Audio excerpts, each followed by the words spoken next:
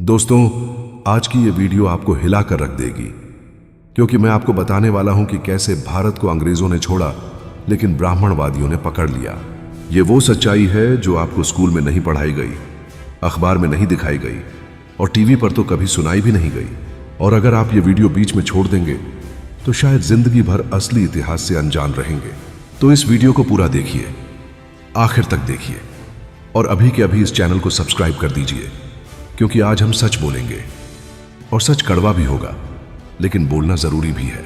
दोस्तों, मैं आपको एक ऐसे बुजुर्ग की कहानी सुनाने जा रहा हूं जिसने अपनी आंखों से भारत की सबसे बड़ी चाल देखी। वो कहते हैं, बेटा, जब मैं छोटा था तब इस देश पर अंग्रेजों का राज था। हम बहुजन, दलित, आदिवासी खेतों में मजदूरी करते थे। हमारे घर मिट्टी के होते थे और स्कूल में हमें बैठने की जगह भी नहीं मिलती थी। अंग्रेज हमारे ऊपर हुकूमत करते थे, लेकिन उनका मकसद सिर्फ देश को लूटना था, हमें जातियों में बांटना नहीं था। यह काम तो हमारे अपने ही ऊंची जाति वाले कर रहे थे। 1947 आया, लोग सड़क पर नाचे, तिरंगा फहराया गया, हमें कहा गया तुम अब आजाद हो गए। लेकिन उस बुजुर्ग ने धीरे से मुस्कुराकर कहा, बेटा, आजादी नहीं मिली, बस मालिक बदल गए। अंग्रेजों ने अपने सूट बूट पैक किए और सत्ता की कुर्सी सौंप दी उन ब्राह्मणवादियों को जो हमेशा से ऊंचे आसन पर बैठे थे। कानून बदला, चेहरे बदले, लेकिन खेत वही रहे, कोठियां वही रहीं और हमारी हालत वही की वही। बुजुर्ग की आंखें नम हो गईं। उन्होंने कहा, बेटा, पहले अंग्रेज हमें अपने कानून से दबाते थे, अब ये लोग हमें धर्म और अंधविश्वास से दबा रहे हैं। पहले हम पर गोरे का कोड़ा पड़ता था, अब अपने ही लोग हमें मंदिर के बाहर खड़ा रखते हैं। उन्होंने बताया कैसे अखबार में सिर्फ उनकी जाति के नेताओं की फोटो छपती है, कैसे सरकारी नौकरी में अब भी बहुजनों को कोनों में बैठा दिया जाता है और कैसे बाबा साहब अंबेडकर के विचारों को किताबों से गायब कर दिया गया है। और सबसे दर्दनाक बात उन्होंने कहा कि बेटा, ये लोग नहीं चाहते कि कोई बहुजन ऊपर उठे। अगर कोई दलित लड़का डॉक्टर बन जाए, IAS बन जाए, नेता बन जाए, तो इनकी नींद उड़ जाती है। इसलिए ये हमें फिर से उसी पुराने अंधेरे में धकेलना चाहते हैं।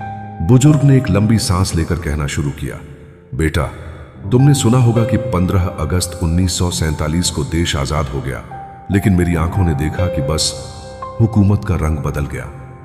हकीकत में तो खेल वही रहा। पहले अंग्रेज अपनी कुर्सी पर बैठे थे, अब उसी कुर्सी पर ब्राह्मणवादी बैठ गए। अंग्रेज जाते जाते अपनी पसंद के लोगों को सत्ता देकर गए, जो उसी जातिवादी सोच के थे, जो पहले से ऊंच नीच फैलाते थे। आजादी के जश्न में बहुजन, दलित, आदिवासी भी नाचे, लेकिन किसी ने उन्हें यह नहीं बताया कि असली ताकत उनके हाथ में नहीं आने वाली। अंग्रेजों ने तो हमें गुलाम बनाया था अपने कानून और फौज से, लेकिन इन नए हुक्मरानों ने हमें गुलाम बनाया धर्म, जाति और अंधविश्वास से। आजादी के बाद भी हमारे बच्चों के स्कूल वही टूटे फूटे रहे, हमारी बस्तियां वही गंदी गलियों में पड़ी रहीं। सरकारी दफ्तर में बड़े अफसर अब भी उनकी जाति के, अदालत में बड़े जज उनकी जाति के और मीडिया में खबरें भी उनके हिसाब से। उन्होंने बाबा साहब अंबेडकर का नाम तो किताबों में लिख दिया, लेकिन उनके विचारों को दबाकर रखा ताकि कोई बहुजन पढ़ लिखकर अपनी असली ताकत ना पहचान ले। पहले अंग्रेज हमें चाय की दुकान पर खड़ा रखते थे, अब ये लोग हमें मंदिर के बाहर खड़ा रखते हैं। पहले अंग्रेज हमारे खेतों से अनाज लूटते थे, अब ये लोग हमारे अधिकार लूटते हैं। सबसे बड़ी चाल तो ये चली कि उन्होंने हमें आपस में जातियों में बांट दिया, ताकि हम एकजुट होकर उनके खिलाफ खड़े ना हो सकें। जब भी कोई दलित लड़का पढ़ाई में अच्छा करे, नौकरी पाए या नेता बने, तो इनकी आंख में चुभता है और फिर इनका पूरा सिस्टम उसे नीचे खींचने में लग जाता है। बेटा, सच तो यह है कि अंग्रेज गए तो सही, लेकिन उन्होंने जो ऊंचाई की कुर्सी खाली की, उस पर वही बैठे जो हमेशा से ऊंच नीच का खेल खेलते आए थे। इसलिए मैं कहता हूं कि 1947 में सिर्फ झंडा बदला, मालिक नहीं। और जब तक ये ब्राह्मणवादी सोच हमारी सत्ता पर बैठी है, तब तक असली आजादी सिर्फ किताबों में है, जमीन पर नहीं। उन्होंने कहा, बेटा, याद रखना, हमें लड़ाई अभी भी लड़नी है, वरना हमारी अगली पीढ़ी भी यही सवाल पूछेगी कि आजादी के बाद भी हम आजाद क्यों नहीं हैं। बुजुर्ग व्यक्ति ने अपनी कमर सीधी की, आंखों में एक चमक आई और बोले, बेटा, तुम सोच रहे होगे कि यह सब मैं किस आधार पर कह रहा हूं। तो सुनो, मैंने आजादी के बाद का पूरा दौर देखा है, जब हम सोचते थे कि अब हमें बराबरी मिलेगी, नौकरी में हक मिलेगा, खेत खलिहान हमारे होंगे, लेकिन हुआ इसका उल्टा। गांव का पटवारी, थाना, तहसील, स्कूल मास्टर सब ऊंची जाति के, और उनका रवैया भी वही पुराना। अगर बहुजन बच्चा स्कूल जाता तो मास्टर उसे आगे की बेंच पर बैठने ही नहीं देता। अगर खेत में काम करते तो सही मजदूरी नहीं मिलती, और अगर कोई बहुजन लड़की पढ़ लिख कर आगे बढ़ना चाहे तो समाज में तरह तरह की बातें फैलाई जाती। बेटा, मैंने देखा कि किस तरह बाबा साहब अंबेडकर ने हमें संविधान में बराबरी का हक दिया, आरक्षण दिया, लेकिन इन लोगों ने उसके खिलाफ माहौल बनाया, अदालत में केस डाले और लोगों के दिमाग में भर दिया कि आरक्षण से देश पीछे जा रहा है, जबकि सच्चाई यह है कि आरक्षण ही हमारी असली सीढ़ी थी। अंग्रेज के वक्त हमारे पास जमीन नहीं थी, आजादी के बाद भी नहीं दी गई। अंग्रेज के वक्त हमें पढ़ने नहीं दिया गया, आजादी के बाद भी रुकावटें डाली गईं। बस फर्क इतना था कि अंग्रेज गोरे थे और ये हमारे जैसे दिखते हैं, इसलिए लोग आसानी से इनके छलावे में आ गए।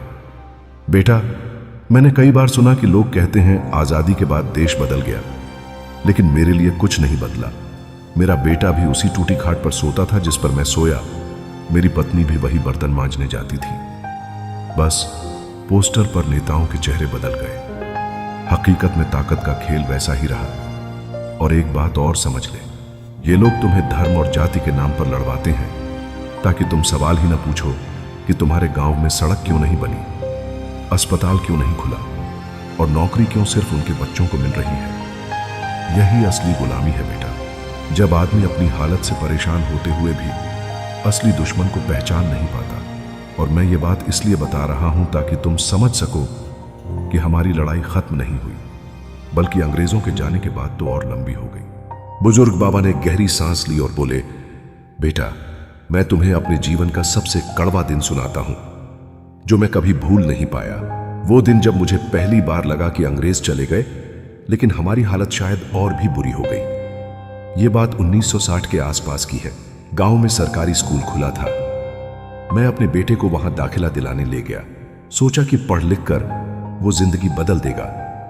लेकिन पहले दिन ही मास्टर ने उसे पीछे गोबर के ढेर के पास बैठा दिया और कहा, तुम लोग वहीं बैठो, ये आगे की जगह तुम्हारे लिए नहीं है। मेरा दिल टूट गया, लेकिन सोचा कि पढ़ाई के लिए थोड़ा सहना पड़ेगा। फिर एक दिन स्कूल में मिड डे मील शुरू हुआ। सब बच्चों को खाना मिला, लेकिन मेरे बेटे को अलग से दिया गया, पुराने फटे बर्तन में, और वो भी ऐसे कि जैसे कोई कुत्ते को डाल रहा हो। बेटा रोते रोते घर आया। मैंने स्कूल जाकर सवाल पूछा तो मास्टर ने धमका दिया, बोला, तुम्हें पढ़ाई इतनी जरूरी लगती है तो अपने जात वाले स्कूल खोल लो। और उसी दिन मुझे एहसास हुआ कि ये सत्ता, ये व्यवस्था अंग्रेजों से मिली विरासत है, बस हाथ बदल गए हैं। सोचो बेटा, अंग्रेज तो हमें अपनी जात से नहीं आंकते थे, उन्हें बस मजदूरी और टैक्स चाहिए था। लेकिन ये लोग तुम्हारे खून में भी जात ढूंढ लेते हैं। फिर वक्त बीतता गया। एक बार तहसील में कागज बनवाने गया। वहां पटवारी ने सीधा कह दिया, तुम्हारी फाइल तभी आगे बढ़ेगी जब ऊपर वालों का आशीर्वाद होगा। मतलब रिश्वत दो या फिर किसी बड़े आदमी के पीछे लगो। और बड़े आदमी कौन थे? वही लोग जिनके पुरखे अंग्रेजों के समय भी हमारे मालिक थे और आज भी हैं। बेटा, ये आजादी बस किताबों में है, हमारे लिए तो ये बदलते हुक्मरानों का खेल है। और जो हुक्मरान है उनका सोच अंग्रेजों से भी खतरनाक है, क्योंकि अंग्रेज हमें अपना मानते ही नहीं थे, लेकिन ये अपने होने का दिखावा करते हैं और भीतर से तुम्हें कुचलते हैं। मेरी आंखों के सामने कई नौजवान सिर्फ जात के कारण पुलिस के डंडे खा गए, जबकि उनका कसूर सिर्फ इतना था कि वो अपने हक की बात कर रहे थे। और ये सब देखकर मैंने कसम खाई कि अपने पोते को मैं ये सच्चाई बचपन से ही बताऊंगा, ताकि वो कभी इस चकाचौंध में न फंसे। दादाजी की बातें सुन सुनकर मैं बड़ा हुआ, लेकिन जो उन्होंने मुझे बचपन में बताया था वही मैंने अपनी आंखों से भी देखा। मैं पढ़ाई में अच्छा था, स्कूल में टॉपर आया, सोचा कि कॉलेज में स्कॉलरशिप मिलेगी, लेकिन जब फॉर्म भरने गया तो क्लर्क ने नाम पढ़ते ही मुंह टेढ़ा कर लिया। बोला, अरे तुम तो, और फिर फाइल को एक तरफ रख दिया। महीनों चक्कर काटे लेकिन स्कॉलरशिप मिली ही नहीं, जबकि मेरे से कम नंबर लाने वाले लेकिन ऊंची जात के लड़के उसी साल सरकारी नौकरी में पहुंच गए। मैं सोचता रहा, दादाजी सही कहते थे, यह सिस्टम अंग्रेजों से नहीं बदला, बस अब इसका मालिक बदल गया है। कॉलेज में भी यही हाल रहा। एक बार डिबेट में मैंने खुलेआम कहा कि जातिवाद खत्म होना चाहिए, तो कुछ लड़के उठकर मुझे घेरने लगे। बोले, इतना बोलना है तो अपने गांव जाके बोल, यहां पढ़ाई करो और चुप रहो। मुझे धमकियां दी, यहां तक कि एक बार हॉस्टल में मेरे कमरे में पत्थर फेंके गए और जब मैंने शिकायत की तो वार्डन ने कहा, तुमने ही माहौल खराब किया होगा।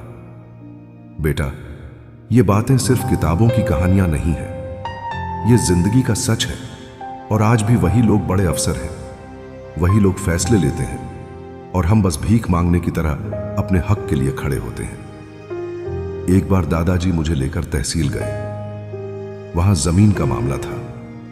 अफसर ने सीधा कह दिया, यह कागज मैं तभी साइन करूंगा जब गांव के पंडित जी की सहमति होगी। मतलब सरकार नहीं, कानून नहीं, बस जात का हुक्म चलता है।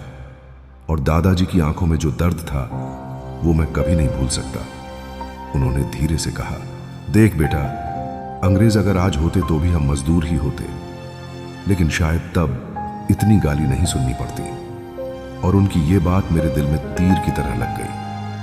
मैं सोचने लगा कि ये आजादी हमारे लिए बस नाम की है और असली लड़ाई अभी बाकी है। मैंने कसम खाई कि दादाजी की कहानी मैं लोगों तक पहुंचाऊंगा, ताकि सबको पता चले कि यह सत्ता का खेल कैसे सिर्फ रंग बदल कर चल रहा है और असल में गरीब, दलित, बहुजन की हालत वही की वही है। अब वक्त आ गया था कि मैं दादाजी के उस दर्द को अपनी ताकत बना दूं। लेकिन जैसे ही मैंने आवाज उठानी शुरू की, सामने दीवार खड़ी हो गई।